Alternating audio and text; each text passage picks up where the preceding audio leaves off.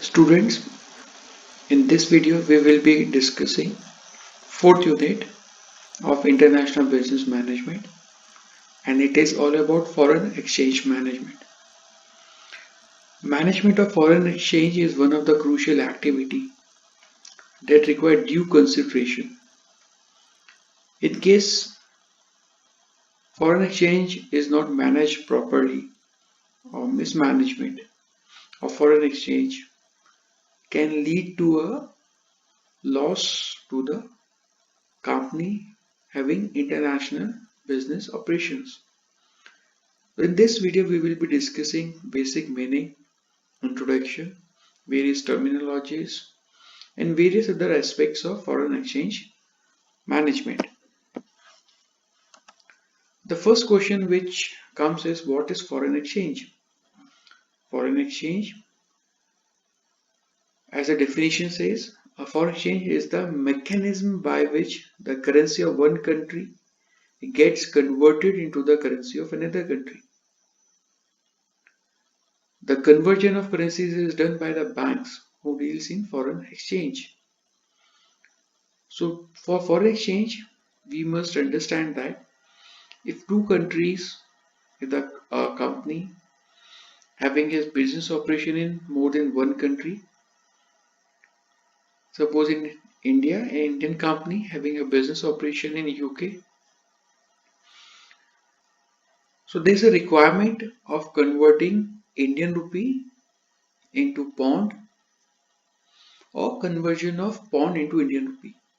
Either way, when the Indian company is going to UK for establishing its business, so Indian company will be carrying with it Indian currency, which should be converted into pound, a UK currency, and once the profits are earned from the business operations done in UK, so those profits should be transferred to India.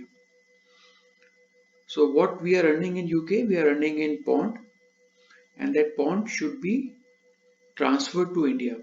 So when we are transferring pound to India, so we need to convert that pound into Indian rupee, because in India we require Indian currency rather than UK currency. So foreign exchange is basically the mechanism through which we are converting a currency of one country into the currency of another country. So that conversion or that rate at which we can convert one country's currency into another country's currency is known as foreign exchange. And the rate at which exchange is done is known as exchange rate. So exchange rate is the rate at which one currency is converted into another currency. Is the rate of exchange between the currencies concerned. So exchange rate is the rate at which we are converting one country currencies into another country's currency. Exchange rate is required. In case if there is no exchange rate, we won't know how much currency should be converted, should be given to get another country's currency. For that, exchange rate should be established. So for foreign exchange, there must be exchange rate, and we follow the exchange rate for conversion of one country currencies into another country's currency. Now the question comes, how foreign exchange, how money is transferred from one country to another country. Suppose someone is in UK and he want to transfer some money to India. So transferring a money from UK to India, how it could be done? Does it require to carry the UK currency? Suppose UK currency is pound. So will he carry a pound with him? If he is not traveling, then how come he will transfer a UK pound to India, to his some known, to his relative, to anyone? So it's become a big question. So make sure when we are going for foreign currency, foreign currency doesn't travel from one country to another country. It's some sort of transaction that takes place but the currency doesn't travel from one country to another country. So let's take an example. Suppose Mr. A resides in US and he want to transfer certain sum of money to India to some of his relative. How this could be done? So what he will do? He will approach his bank. Suppose Mr. A has account in bank Y. Suppose Mr. A has account in US with bank Y. So Mr. A will approach bank Y and ask bank he want to send certain sum of money to India and he has dollar and that he want to deliver rupee in India. Bank Y say okay, it can be done. Now how come bank Y will be able to deliver Indian rupee in India without moving of the US dollar from US to India? So what will be happening is a bank Y will be maintaining an account of Indian bank. Suppose bank X is an Indian bank.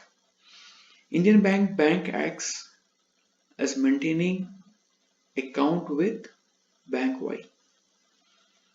Now what bank Y will do? Bank Y will credit bank X account with equal sum of US dollar that Mr. A has asked to convert into Indian rupee. Once the US dollar is credited into bank X account which is maintained with bank Y, intimation will be transferred from US to India. Now the Indian branch of bank X get the intimation that the US certain sum of US has been credited into their account which is maintained with bank Y. Now bank X will transfer an equal sum of converted Indian rupee into the account of the concerned person which has been disclosed by Mr. A. So that's how the foreign exchange is happening, and for that we require certain accounts. Those are known as foreign currency account. In the given case, the account maintained by Indian bank with foreign bank is known as Nostro account. So the account bank X is maintaining with bank Y will be known as Nostro account. In the same manner, there may be the case that someone who is residing in India want to send certain sum of money to US. A similar pattern will be followed. In the earlier example, like the bank X is maintaining a bank account with bank Y. In the given example, a foreign bank or US bank will be maintaining an account with Indian bank also in the similar manner for the similar purpose. So that account is known as Vostro account. In the given example, suppose the US bank is Citibank and Citibank is maintaining its account with Indian bank and suppose Indian banking SBI bank. So the account maintained by Citibank with Indian bank will be known as Vostro account. So particularly we are having two types of foreign currency account, that is Nostro account. Nostro account is used when we want to receive money outside India from the foreign country, and Vostro account is used when we are transferring for a currency to another country or foreign country. So that is known as Vostro account. Next, uh, in this we will be discussing features of foreign exchange market. Broadly, it has four elementary features. First is location. In case of foreign exchange, we don't have any dedicated market in which the investor, the borrower, the buyer, the seller can approach and they can buy and sell the foreign exchange. It is over the counter market. Over the counter market means there is no certain specific place where all the buyers and sellers are meeting and doing the transaction. It has to be done over the counter.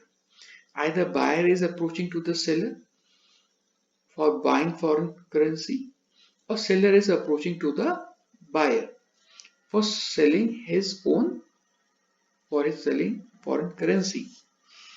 So there is no centralized system through which the buyer and the seller interact online platform and go for the transaction. It has to be done over the counter. Like you visit a bank branch or you visit a money exchanger and you ask that money exchanger bank branch, you want a US dollar equivalent to 1 lakh Indian rupee. So you must be giving 1 lakh rupee at that particular branch at that counter, and you will be getting US dollar in exchange. So that is known as over the counter transaction. First feature. Second is 24 market, 24 hours market. Question will come, how come it going to be 24-hour market? In India we are having a banking hours which ends at 5 p.m. It starts at 10 a.m. and ends at 5 p.m. So there is a window of 7 hours, and they're saying that it's going to be 24 hours market. So what it says that, say, entire world have different time zones.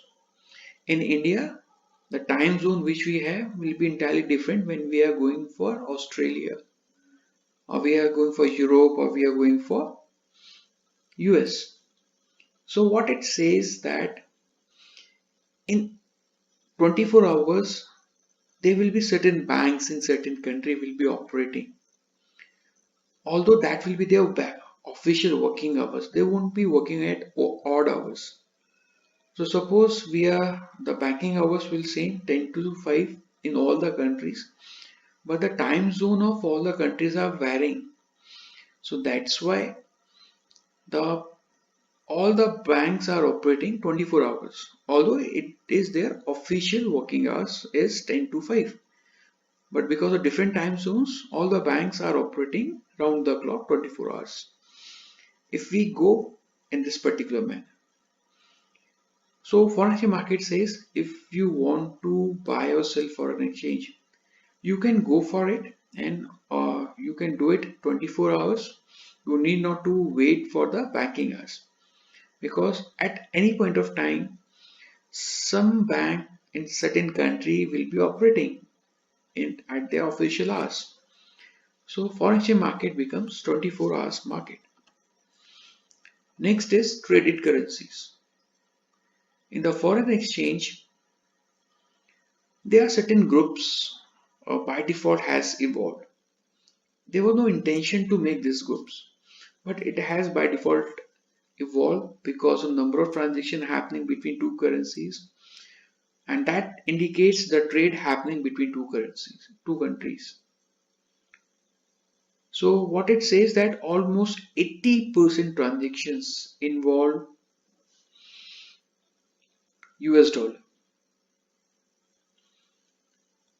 and which is being followed by euro, Japanese yen and pound sterling. So you can assume that most traded currency in foreign exchange is US dollar. It accounts for 87% of the transaction approx. Last feature is now who can participate in foreign exchange. Generally, it involves corporates, commercial banks, exchange brokers, and central banks. These are the participants who are mainly going for foreign exchange transactions. So this is all about the features of foreign exchange.